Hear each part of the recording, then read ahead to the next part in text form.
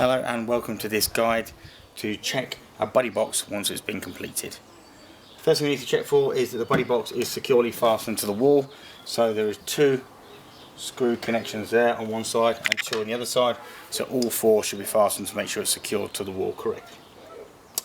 Once we know it's securely fastened to the wall, make sure the external cover is in good condition, no cracks or damage, and it should be held on with these 2 retaining screws at the bottom. To open the box, half turn on the retaining screws and the lid will come off. Once we're inside, the first thing we're going to have a look at, we're going to lift the trays up and we're going to take a look at the installation of the cable. So in this situation we've used COF 600, you can use 36 ultra lightweight, either way it's going to go into the same clamp. Right, so this here is a moon jack. So this is the port kit that we're going to use for a buddy box. The moon jack should be securely placed into the housing. There's a separate video of how this housing comes out. So the housing will hold on to the moon jack. Around the top of the moon jack you've got a Jubilee clip.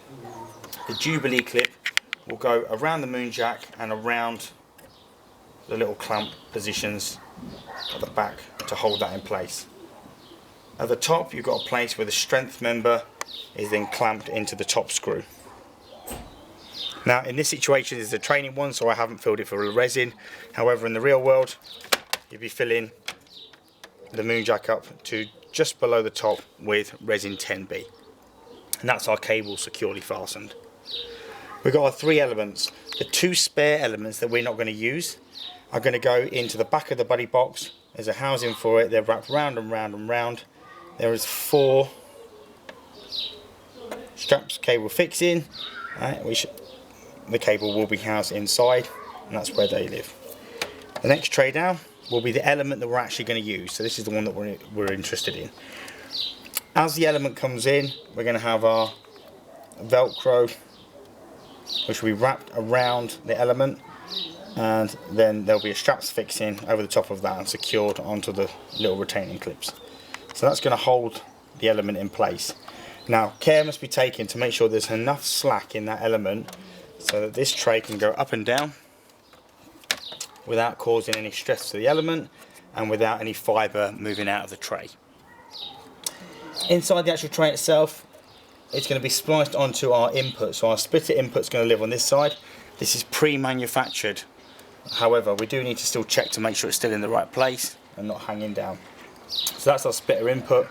The 2 are spliced together.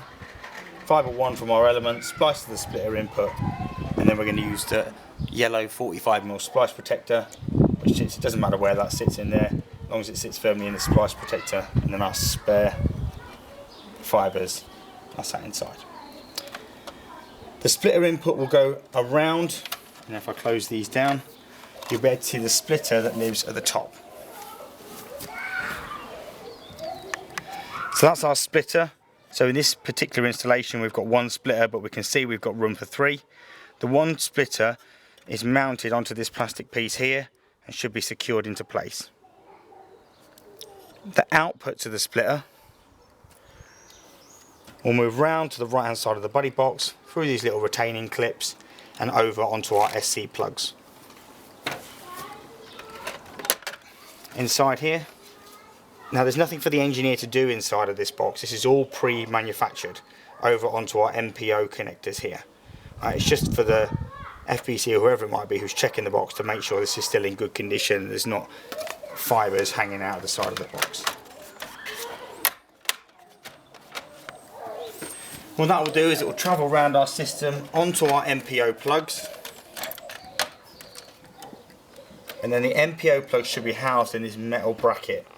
So the cable coming off this onto our RDT or our floor DPs will come through our foam, plug into the other end of our MPO, and then it can't go anywhere because it's onto that metal lug.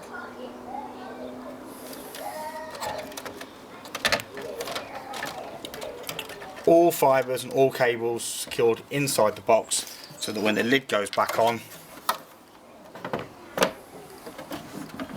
we don't catch any of our fibres.